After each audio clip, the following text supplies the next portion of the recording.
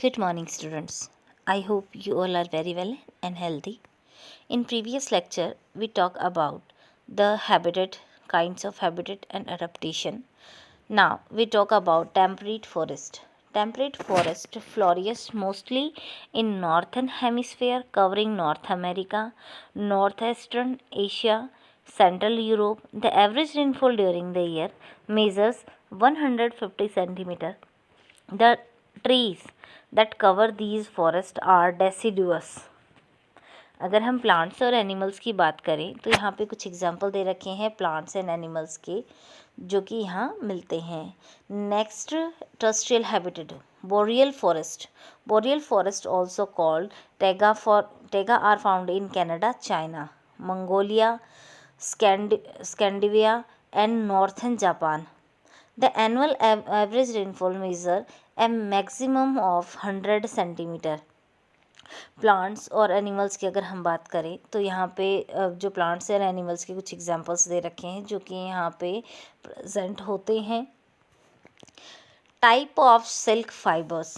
अगर हम silk fibre की बात करें तो कई तरह के जो फाइबर्स जो होते हैं ये सिल्क के प्रेजेंट होते हैं. First, mulberry silk. Mulberry silk come from the silkworm Bombycus morai. जो मुलबेरी सिल्क जो होता है ये बनता है बॉम्बिकस मोराई स्पीसीज है जो कि सिल्कवर्म की इससे ये ऑब्टेन होता है. It feed at the leave of the mulberry tree. ये जो मुलबेरी ट्री होता है इसके लीव्स को ये खाते हैं. The commercial silk that is the produce in the world mostly common from this variety. The silk fiber that are collected from this cocoon is soft, shiny, elastic and strong. इसकी जो cocoon से जो silk fibre obtain किया जाता है वो soft, shiny, elastic and strong होता है. Next, tussar silk. It is obtained from the silkworm Antheraea mylitta, which mainly grow on the food plant like zamun. Tassar is rough in texture and generally appear in a natural deep gold or light brown color. It has shorter fiber. It is mostly used in the furnishing and interior items. Furnishing और interior item के अंदर इसका use mostly किया जाता है. And मुलबेरी जो silk होता है इसका यूज़ जो है अलग अलग क्लोथ्स को बनाने में किया जाता है. Oak tasar. It is a finer variety of tasar silk obtain from the silkworm Antheraea proeli. These silkworm feed on oak plant. Oak जो प्लांट्स होते हैं इनसे ये फीड करते हैं. और अगर हम बात करें मुलबेरी सिल्क के तो मुलबेरी जो लीव्स होते ट्रीज होती हैं इनके लीव्स को खाते हैं. नेक्स्ट सिल्क इज कोसा सिल्क. कोसा silk is obtain from the silkworm that feed on साल ट्रीज. जो साल ट्रीज को जो है इनसे फीड लेते हैं. It is soft and shiny in texture. It is also widely used in the making of traditional Indian sarees. इसका मोस्टली यूज़ किया जाता है. कोसा सिल्क जो होता है इसका यूज़ होता है जो ट्रेडिशनल इंडियन जो साड़ीज़ होती हैं उनको बनाने में इसका यूज़ होता है. नेक्स्ट, मूंगा silk. This golden yellow colored silk is obtained from the Antheraea asmensis silkworm. They mostly eat the leaf of the solu and some plant like tasar. they are grow on trees. ये जो है इनसे अपना food obtain करते हैं इनकी leave से और ट्री पे ग्रो करते हैं. Next, hazard in sericulture. Health hazard in sericulture. Manual handling of the cocoon leads to blisters, peeling of the skin and minor skin infection sometimes. The chemical use of dye the silk may cause irritation of eyes, infection of skin, lungs and breathing problems.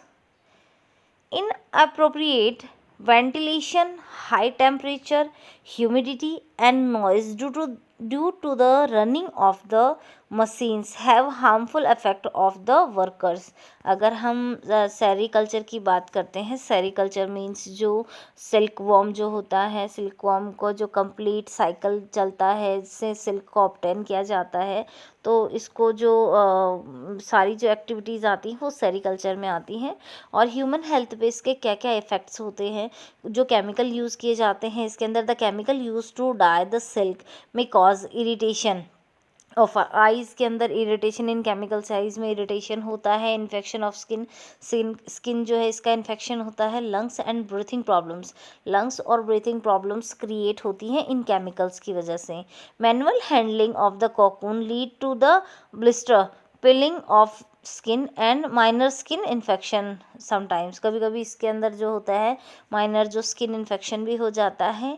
Inappropriate ventilation, high temperature, temperature बहुत ज़्यादा high होता है, humidity and noise due to the running of the machines have harmful effect on the workers, तो वहाँ पे जो workers काम करते हैं उनकी हेल्थ पे हार्मफुल जो है, वेंटिलेशन कम होता है, टेम्परेचर हाई होता है, ह्यूमिडिटी होती है, हाई जो नॉइज़ होती है, इसकी वजह से वर्कर्स की हेल्थ पे काफ़ी इफेक्ट होता है। Now we talk about activity first. इसमें हम देखेंगे कि जो प्योर सिल्क थ्रेड होता है वो फ्रॉम सिंथेटिक सिल्क थ्रेड, ठीक है, यानी आर्टिफिशियल जो है वो किस तरह से इसमें बनता है। प्रोसीजर इसका जो है, collect pure silk thread and synthetic silk thread, हमें pure and synthetic silk thread जो हैं इनको कलेक्ट करना है। लाइट द कैंडल या फिर spirit lamp, carefully burn the thread by burning them separately one by one near the flame. Note the difference in smell while burning pure silk thread and synthetic silk thread and also observe the way each thread burn. हम क्या करेंगे, यहाँ पे दो अलग अलग जो silk है, प्योर सिल्क जो नेचुरल प्योर सिल्क है ये, और जो सिंथेटिक सिल्क है, इन दोनों सिल्क को लेंगे और हम इनको बर्न करेंगे, और इनकी जो स्मेल है वन बाय वन करके इनको अलग अलग हमें बर्न करना है, फिर इनकी जो स्मेल है, बर्निंग का जो प्रोसेस है उसको नोट करेंगे। Conclusion: if the thread burn slowly and cool away from the flame and ash is produced after burning with a bad smell, it indicate the thread is pure silk. अगर ये बहुत जो है bad smell के साथ burn हो रहा है, स्लोली बर्न हो रहा है, और जो है तो ये जो होगा प्योर सिल्क होगा।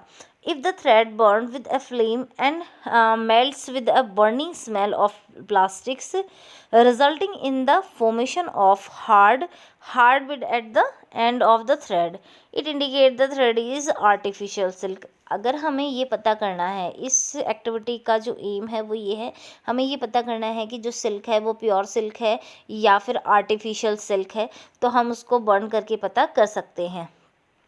Activity second, aim to identify the type of fibre based on their structure, हम जो है फाइबर की स्ट्रक्चर के बेस पे उसको कैसे आइडेंटिफाई करें। Procedure: collect the following sample of जो फैब्रिक्स, इन फैब्रिक्स के अलग अलग हम सैंपल कलेक्ट करेंगे, cotton, nylon, wool, polyester and silk, ये सारे जो अलग अलग फाइबर्स हैं इनको हम कलेक्ट करेंगे।